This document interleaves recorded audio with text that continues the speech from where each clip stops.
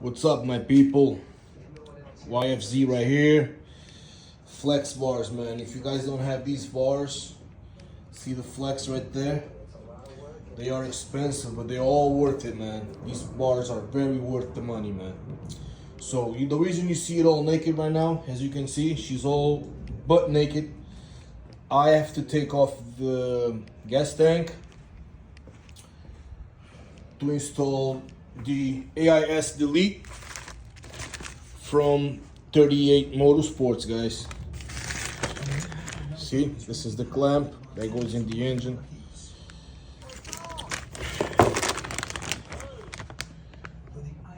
This is for the front. This part goes under here. I have to take this out and install this one right here. And you also have these hoses. So it's gonna clear everything in here, including this little box right there. Everything is gonna come out. A bunch of cables from here. Then I'll show you guys at the end. And it's gonna make this little baby much stronger. Look at these flex, man. Love these fucking bars. I'll show you guys later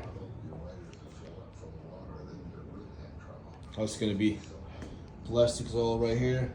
I just have to take the gas tank off the bike. That's next step. See you guys later.